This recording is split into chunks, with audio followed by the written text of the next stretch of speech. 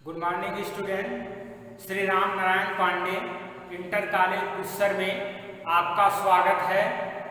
मैं पवन पांडे आज आपके सामने क्लास 12 के फिजिक्स में इलेक्ट्रोस्टैटिक खंड के पार्ट में आया हूँ। आज इस पार्ट में आप लोग क्या देखिएगा, वैद्युत क्षेत्र। इस वीडियो में आज हम वैद्युत क्षेत्र तथा वैद्युत क्षेत्र की तीव्रता के बारे में कुछ पढ़ेंगे। इसके पहले हमने क्या पढ़ा, इसके पहले हम लोगों ने कूलाम का नियम पढ़ा, कूलाम का सदिश निरूपण पढ़ा और उस पर कुछ सवाल लगाए। अब हम क्या देखेंगे यहाँ पे कि वैद्युत क्षेत्र क्या होता है। तो देखिए, वैद्युत क्षेत्र का मतलब क्या होता है, आपने अध्यारोपण का भी सिद्धांत पढ़ा है। तो वैद्युत क्षेत्र में ये होता है कि यदि एक आवेश Q है, हमने Q1 अगर मान लिया, दूसरा आवेश हमने Q2 मान लिया, तो हम जानते हैं कि इस पर क्या लगता है, बल कार्य करता है। ध्यान दीजिएगा, इसमें एक बल कार्य करता है, लेकिन ये बल का एक क्या होगा, क्षेत्र होगा। हमने ये भी देखा कि यदि एक से n आवेश तक हो, यानी Q1 आवेश हो, Q2 आवेश हो और Q3 आवेश हो, तब पर भी हम बल का मान जो है अध्यारोपण के सिद्धांत से लगाते थे और वहां से हम मान निकालते थे। लेकिन यदि क्या कर दिया जाए, अगर तो हमारे दिमाग में ये बातें आए कि ये जो बल लग रहा है, दो आवेशों के बीच जो बल लग रहा है यहाँ पे, उसका एक क्या होगा, एरिया होगा, एक क्षेत्र होगा। जैसे क्या होता है, चुंबकीय क्षेत्र, जैसे आपका चुंबकीय क्षेत्र। तो ध्यान दीजिए बच्चों, यहाँ पे चुंबकीय क्षेत्र में देखिए क्या होता है, चुंबक जो होता है वो लोहे के छोटे छोटे टुकड़ों को क्या करता है, अपनी ओर आकर्षित करता है। लेकिन उस चुंबक का भी एक क्षेत्र होता है, यानी अगर यहाँ पे कोई चुंबक है तो लोहे के छोटे छोटे टुकड़े को अपनी ओर आकर्षित कर रहा है, यहाँ तक जो है वो आकर्षित कर ले रहा है। यानी ये जो बन गया वो एक चुंबक का क्या बन गया, क्षेत्र बन जा रहा है। यानी इस क्षेत्र तक जो है वो चुंबक का गुण है। बाकी इस क्षेत्र से बाहर हम जाएंगे तो चुंबक का गुण यहाँ पे लागू नहीं हो रहा है। तो इसके सतह पर या इसके अंदर का जो भी क्षेत्र आपका उपस्थित है, वही चीज क्या कहलाता है, चुंबकीय क्षेत्र कहलाता है। हम इसी से जो है किसको समझेंगे, वैद्युत क्षेत्र को समझेंगे। और वैद्युत क्षेत्र में हम आपको बताए थे कि हम आवेश को देखेंगे कि एक आवेश जो है दूसरे आवेश में क्या लगाता है, बल लगाता है, और उस बल का मान हम लोगों ने निकाला था। अब नेक्स्ट में हम लोग देखेंगे कि इसका एरिया जो होता है, यानी वैद्युत क्षेत्र क्या होता है, यानी किसी आवेश के चारों ओर का वह क्षेत्र, किसी आवेश हम मान लीजिए आवेश Q मान लिए, किसी आवेश के चारों ओर का, किसी आवेश के चारों ओर का वह क्षेत्र जिसमें कोई अन्य आवेश अगर जो रख दें, इस क्षेत्र में हम कैसे जानेंगे कि एक आवेश है और उसका क्षेत्र कहाँ तक है, यानी कहाँ तक वो क्षेत्र अपना ग्रहण कर रहा है। तो आपको कैसे पता चलेगा, सबका एक क्षेत्र होता है। तो क्षेत्र मतलब जैसे डीएम होते हैं, तो डीएम का क्षेत्र क्या होता है, उनका जिला होता है, यानी उस जिले तक का वो क्या होता है, मालिक होते हैं। तो ऐसे हम क्या करेंगे, एक आवेश है तो आवेश का एक क्या होगा, क्षेत्र होगा। तो क्षेत्र होने पर हम इसे कैसे जानेंगे, जब तक कि हम इस क्षेत्र में कोई दूसरा आवेश न रखें। तो किसी आवेश के चारों ओर का वह क्षेत्र जिसमें ये आवेश किसी अन्य आवेश पर क्या करता है, बल लगाता है। यानी अगर कोई एक अन्य आवेश हम मान ले रहे हैं, तो यहाँ पर फिलहाल में कोई एक अन्य आवेश Q0 माना जाता है, और Q0 जो होता है वो क्या होता है, धन परीक्षण आवेश होता है। तो इसको हम जो है वैद्युत क्षेत्र में रखे हैं, तो इस पर ये बल लगाएगा, और यह बल जो है कब लगेगा, जब यह इस आवेश के क्षेत्र में हो। तो इस पर ये क्या कार्य करेगा, बल कार्य करेगा। तो वैद्युत क्षेत्र किसी आवेश के चारों ओर का वह क्षेत्र, वैद्युत क्षेत्र किसी आवेश के चारों ओर का वह क्षेत्र जिसके कारण वह आवेश किसी अन्य आवेश पर क्या लगाता हो, बल लगाता हो, उसे हम क्या कहेंगे, वैद्युत क्षेत्र कहते हैं। वीडियो को आप लोग रोक रोक के जो है जो भी एक्सप्लेनेशन बताते हैं आप लोग अब कर लिया करिए। क्या वैद्युत क्षेत्र आप लोगों ने पढ़ा, वैद्युत क्षेत्र की तीव्रता के बारे में आप पढ़िए।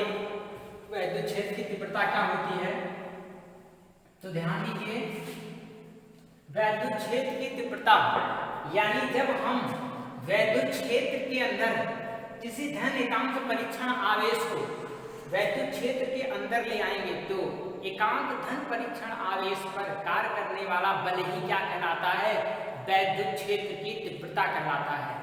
ध्यान दीजिए, हम एक आवेश वैद्युत क्षेत्र के अंदर, ये वैद्युत क्षेत्र है, यदि इस पे बल कार्य करेगा और वो बल हम किस रूप में परिभाषित करेंगे कि एकांक धन परीक्षण आवेश पर, एकांक धन परीक्षण आवेश यानी इसका मान 1 हो जाए, एकांक धन परीक्षण आवेश पर इस आवेश Q के कारण लगने वाला जो बल होता है उसे ही हम क्या कहते हैं, वैद्युत क्षेत्र की तीव्रता कहते हैं। जैसे समझिए यहाँ पे वैद्युत क्षेत्र की तीव्रता जो E होता है, E क्या होता है, वैद्युत क्षेत्र की तीव्रता होता है। E बराबर आपसे क्या कह रहा है, इसके कारण इसमें जो बल लगेगा वो बल F और इस एकांक धन परीक्षण आवेश Q0 के अनुपात में होता है। इसका परिभाषा हमने क्या कहा, एकांक धन परीक्षण आवेश, एकांक धन परीक्षण आवेश, एकांक धन परीक्षण आवेश, एकांक धन परीक्षण आवेश पर लगने वाले बल को ही हम क्या कहते हैं, वैद्युत क्षेत्र की तीव्रता कहते हैं। तो इससे देखिए E बराबर, इसका मान 1 हो जाएगा तो F/1 कर देंगे हम, तो ये E बराबर आपका क्या प्राप्त होगा, F, क्योंकि Q0 1 कूलाम, हमने एकांक माना, एकांक मतलब 1 कूलाम, तो E बराबर किसके हो गया है, F के, और यही आपका डिफिनेशन निकल के आता है जो वैद्युत क्षेत्र की तीव्रता है वह किसके बराबर हो जा रहा है, बल के बराबर हो रहा है। तो ये चीजें आपका हुआ। अब आप लोग टेस्ट में क्या देखिएगा, जो E का मान है यानी E जो आप निकाले हैं, E बराबर F/Q0, ये वैद्युत क्षेत्र की तीव्रता होती है जो कि फिक्स है। इसकी डायरेक्शन अगर जो दोनों सेम आवेश पे है तो ये डायरेक्शन कुछ इस तरह से होगा, यानी विपरीत डायरेक्शन में होंगे। तो यह एक क्या होती है, यह एक सदिश राशि है। ध्यान दीजिएगा, वैद्युत क्षेत्र की तीव्रता एक सदिश राशि होती है। आप यहां से मात्रक निकाल सकते हैं, मात्रक बराबर क्या हो जाएगा, बल का मात्रक आप लोग को पता है न्यूटन होता है, तो ये हो जाएगा न्यूटन, और आवेश का मात्रक क्या होता है, कूलाम होता है, तो ये हो जाएगा क्या, न्यूटन प्रति कूलाम। इसका मात्रक क्या हो जाएगा, न्यूटन प्रति कूलाम हो जाएगा। इस तरीके से हम इसका मात्रक आसानी पूर्वक निकाल सकते हैं। अब आपको यहां से देखना है, ध्यान दीजिए, बिंदु आवेश के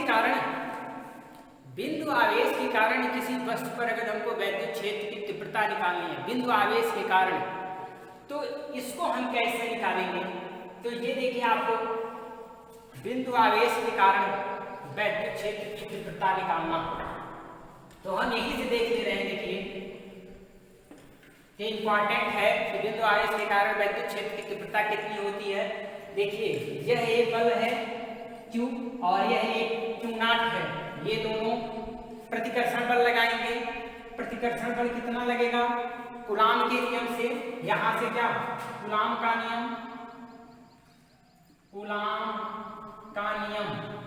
तो कूलाम का नियम हम जानते हैं, यह बराबर K होता है। देखिए यहाँ पे दो आवेश है Q और Q0 है, और ये बटे क्या होता है, R² होता है। इस आवेश और इस आवेश के कारण क्या, जो बल होता है वो यह बराबर KQ × Q0 क्या हो जाएगा, R² हो जाएगा।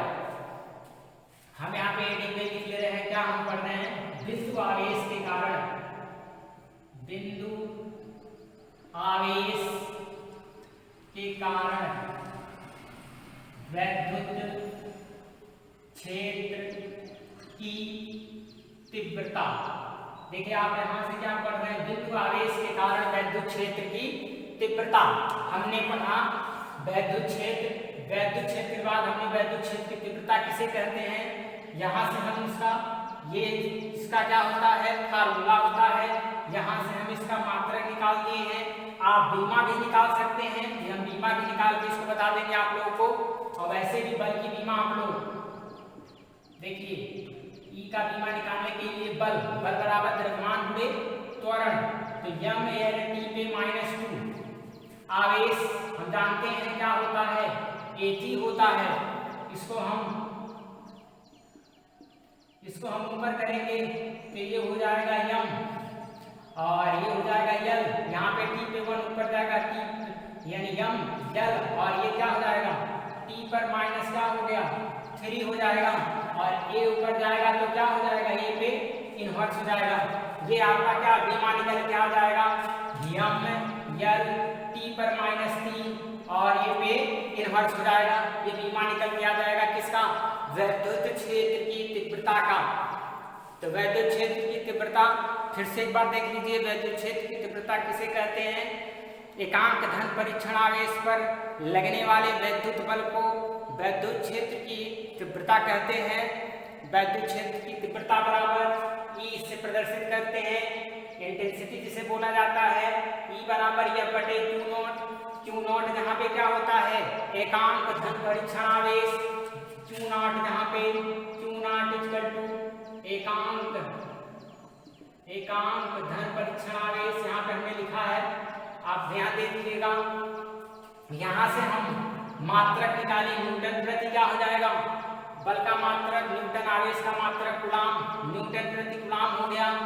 फिर यहाँ से हमने बीमा निकाल दिया, ये हो गया। अब बिंदु आवेश के कारण यानी Q नॉट के कारण S2 पर लगने वाले बल का हम मान निकालेंगे, कितना बल लग रहा है। तो वैद्युत एकांक देखिए, बिंदु आवेश के कारण वैद्युत क्षेत्र की तीव्रता, तो E बराबर F बटे Q नॉट से। अब यहाँ देखिए F, इसको मान लीजिएगा आप लोग, ये समीकरण, ये क्या है 1, तो यहाँ देखिए समीकरण 1 से आप इस F, ये आपका कूलाम के नियम से होता भी है, F की जगह ये मान रखिए, तो ये हो जाएगा K Q नॉट बटे R स्क्वायर बटे Q नॉट हो जाएगा। यहाँ से Q नॉट क्या हो गया, कैंसिल हो गया, और E बराबर आपका क्या हो गया K Q बाई क्या हो गया R स्क्वायर हो गया। वैद्युत क्षेत्र की तीव्रता E बराबर K Q by R square हो जाएगा। वैद्युत क्षेत्र की तीव्रता E बराबर K Q by R square. तो जहां तक रीजन में समझ में आया होगा, एक बार आप लोग एक निगाह से फिर से देख लीजिए वैद्युत क्षेत्र की तीव्रता एकांक धन परीक्षण आवेश के कारण।